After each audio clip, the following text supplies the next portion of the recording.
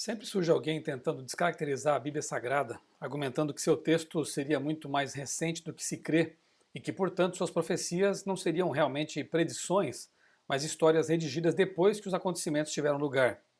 Quanto ao Antigo Testamento, nunca é demais destacar a importância dos manuscritos do Mar Morto. Até meados de 1947, o manuscrito mais antigo disponível, no qual era baseada toda a tradução do Antigo Testamento, datava de algo em torno de 900 anos depois de Cristo. Havia um lapso quase intransponível entre os originais perdidos e a única cópia à disposição dos acadêmicos. É bem no meio desse vasto e largo abismo que surgem os famosos manuscritos do Mar Morto, descobertos acidentalmente em 1947 por um pastor de cabras na região do Mar Morto, na Jordânia. Os manuscritos ali encontrados foram datados com segurança entre 250 a.C. até por volta do ano 70 depois de Cristo. Cópias de todos os livros do Antigo Testamento foram encontradas, com exceção do livro de Esther, que muito provavelmente era conhecido pelos essênios, os prováveis moradores da comunidade que produziu os documentos, como é evidenciado em alguns manuscritos de comentários desse livro. Em relação aos manuscritos do Novo Testamento, há uma infinidade deles. Somente em grego são em torno de 5.500. Em outras línguas, como latim, armênio, etíope, copta, etc., o número é superior a 20.000. Cópias de vários séculos estão à disposição de qualquer crítico textual, demonstrando assim a integridade do texto do Novo Testamento.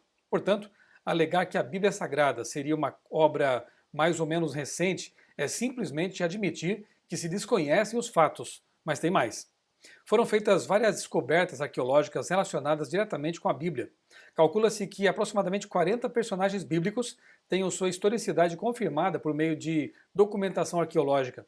É o caso do rei Davi, do líder religioso de Israel na época de Jesus, Caifás, do rei Ezequias, de Pôncio Pilatos, do rei Jeú, de Baruque, secretário de Jeremias, e de Herodes o Grande. E o mesmo pode ser dito a respeito de diversas localidades relacionadas com a história sagrada, que estiveram soterradas durante milênios em alguns lugares inóspitos do Oriente Médio. Alguns exemplos são Cafarnaum, Jericó, o Tanque de Siloé, Babilônia, Ur dos Caldeus, Nazaré e Ebla. Sir William Ramsay era um cético que não reconhecia a historicidade das escrituras. Influenciado pelos pressupostos do iluminismo presentes na teologia alemã do século XIX, ele foi à Ásia Menor com o único propósito de desacreditar a geografia e a história do livro de Atos no Novo Testamento.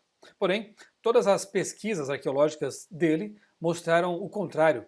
Ramsay considerou o livro de Atos autoridade em assuntos como topografia, antiguidades e sociedade da Ásia Menor, um aliado útil em escavações obscuras e difíceis. Além disso, ele passou a se referir a Lucas como um historiador de primeira grandeza. Em seu livro Razão, Ciência e Fé, o doutor em filosofia pela Universidade de Chicago, J. D. Thomas, diz o seguinte: nesse conflito entre a Bíblia e a ciência, segundo o ponto de vista popular, notemos que existe, na realidade, uma tensão entre a Bíblia e o cientismo, teoria que defende ser a ciência o único método para o conhecimento de todas as coisas, e não uma tensão entre a Bíblia e a ciência. E isso ficou claro, uma vez mais, com uma pesquisa recente feita desta vez por matemáticos. O artigo com os resultados da pesquisa foi publicado no periódico científico Proceedings of the National Academy of Sciences, o PNAS. Eles usaram inteligência artificial para criar uma estimativa de quantas pessoas poderiam ler e escrever durante certos períodos da antiguidade. O grupo desenvolveu novas técnicas de processamento de imagens e reconhecimento de caligrafia. A tecnologia foi utilizada para investigar 16 inscrições encontradas em um forte em Arad, próximo ao Mar Morto. Conforme informações da revista brasileira Galileu, as inscrições são datadas de 600 a.C. e detalham alguns comandos militares comuns e pedidos de suprimentos.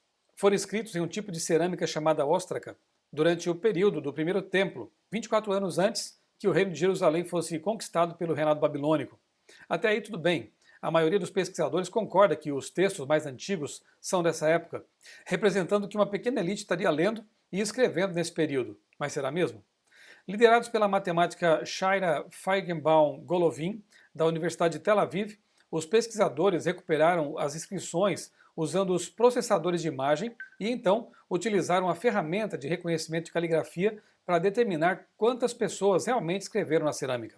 Com isso, dirimiram as dúvidas, A análise revelou pelo menos 16 autores diferentes na Óstraca.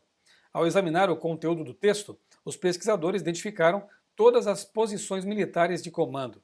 A Ari Schaus, uma das matemáticas da pesquisa, explica: até os comandantes de nível mais baixo podiam se comunicar por meio da escrita. Foi bastante surpreendente. Conclusão da Galileu: se até os militares de patentes mais baixa conseguiam ler e escrever por volta dos anos 600 a.C., é possível entender que a proliferação da literatura já havia ocorrido muito antes e que isso traz implicações para quando os primeiros livros da Bíblia foram escritos. Segundo o arqueólogo ateu Israel Finkelstein, se um grande número de pessoas pudesse ler o texto, seria mais fácil distribuir essas ideias para a população. No caso da Bíblia, foi exatamente essa a ideia. É interessante lembrar o relato de Juízes 8, verso 14, segundo o qual um rapaz, algumas versões trazem escravo, escreveu uma lista de nomes para Gideão. Assim, em 1400 a.C., a maioria da população israelita era alfabetizada e capaz de ler as escrituras. A pesquisa dos matemáticos pode empurrar a origem dos primeiros textos bíblicos pelo menos 2 séculos para o passado, ou mais, à medida que as técnicas forem aprimoradas. Podem ainda não ser as cronologias mais precisas, mas já servem para silenciar alguns críticos defensores da ideia de que a Bíblia teria sido o resultado de uma composição bem mais recente do que se crê. A arqueologia já vinha silenciando muitos críticos, agora é a vez da matemática também fazer isso. Mais um ponto para a Bíblia Sagrada.